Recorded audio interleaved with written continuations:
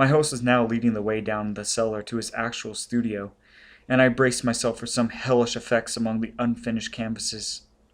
As we reached the bottom of the damp stairs, he turned his flashlight to a corner of the large open space at hand, revealing the circular brick curb of what was evidently a great well in the earthen floor.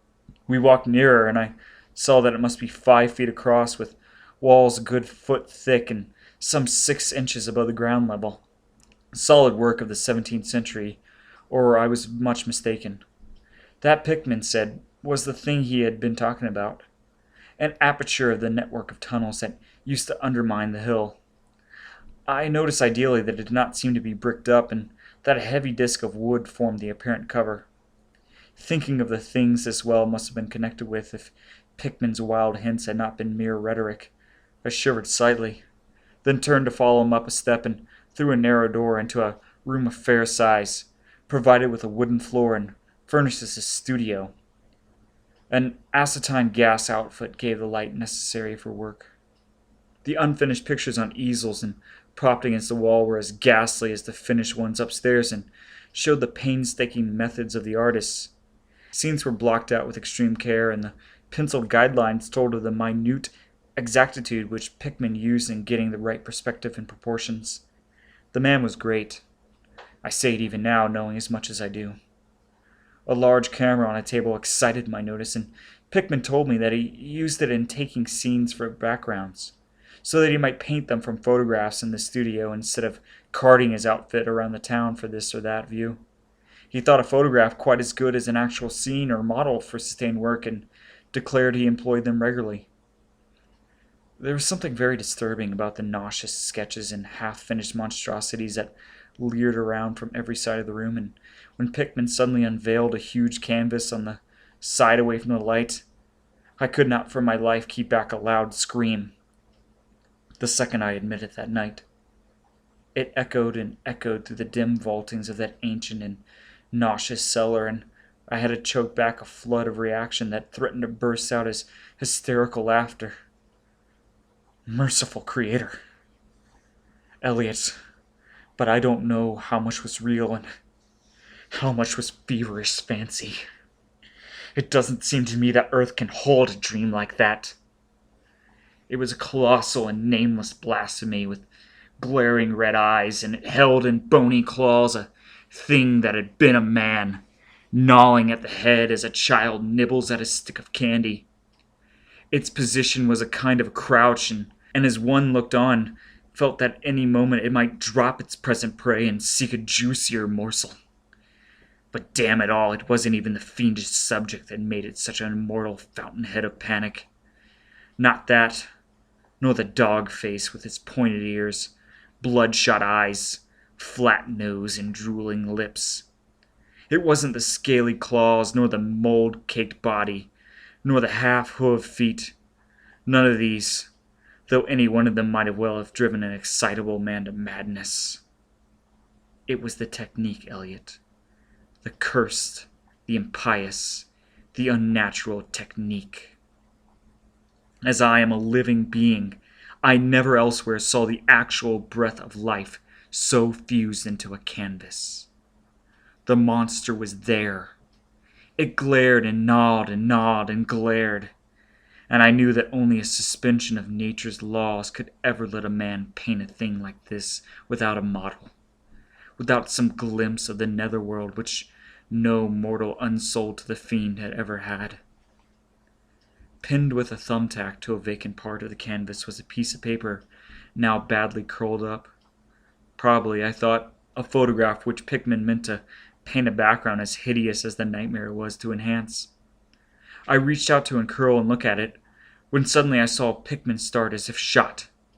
He had been listening with peculiar intensity ever since my shock scream had wakened unaccustomed echoes in the dark cellar, and now he seemed struck with a fright which, though not comparable to my own, had in it more of the physical than the spiritual. He drew a revolver and motioned me to silence, then stepped out into the main cellar and closed the door behind him. I think I was paralyzed for an instant. Imitating Pickman's listening, I fancy I heard a faint scurrying sound somewhere and a series of squeals or bleats in a direction I couldn't determine. I thought of huge rats and shuddered. Then there came a subdued sort of clatter which somehow set me all in gooseflesh. A furtive, groping kind of clatter that I can't attempt to convey what I mean in words. It was like heavy wood falling on stone or brick. Wood on brick. What did that make me think of? It came again and louder. There was a vibration as if the wood had fallen further than it had fallen before. After that followed a sharp, grating noise, a shouting gibberish from Pickman, and the deafening discharge of all 6 chambers of a revolver, fired spectacularly as a lion tamer might fire in the air for effect. A muffled squeak or squawk and a thud. And then there was more wood and brick grating, a pause, and the opening of the door, at which I'll confess I started violently. Pickman reappeared with his smoking weapon, cursing the bloated rats that infested the ancient well. "The deuce knows what they eat, Thurber," he grinned, "for those archaic tunnels touch graveyard and witch den and sea coast. But whatever it is, they must have run short, for they were devilishly anxious to get out. Your yelling stirred them up, I fancy. Better be cautious in these old places. Our rodent friends are the one drawback, though I sometimes think they're a positive asset by the way of atmosphere and color." Well, Elliot, that was the end of the night's adventure.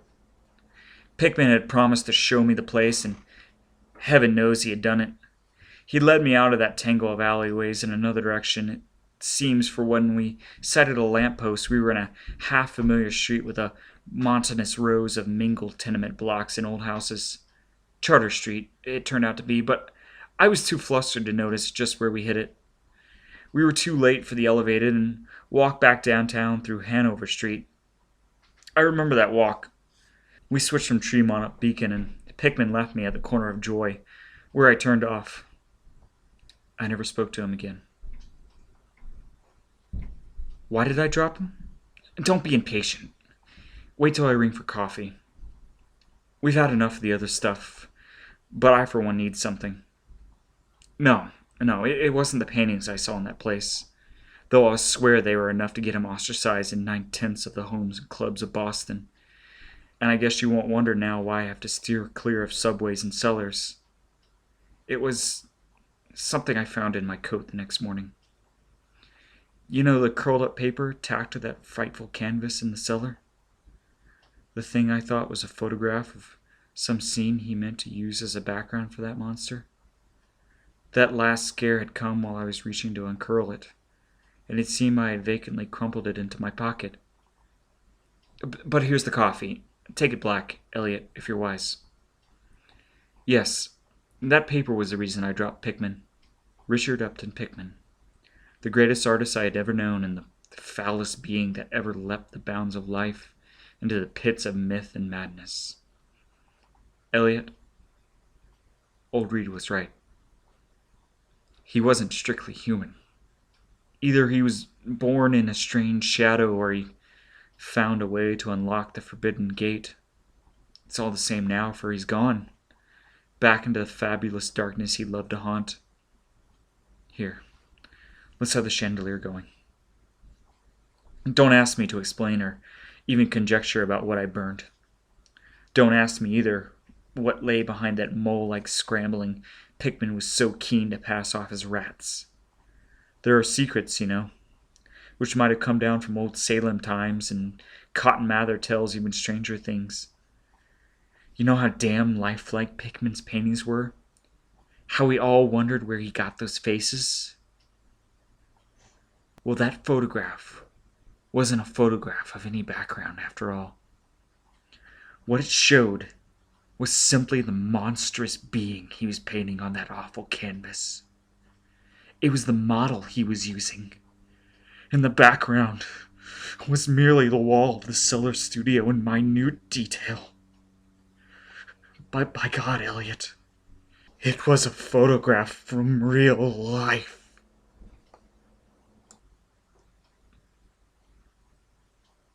Pickman's model, by H.P. Lovecraft. The end.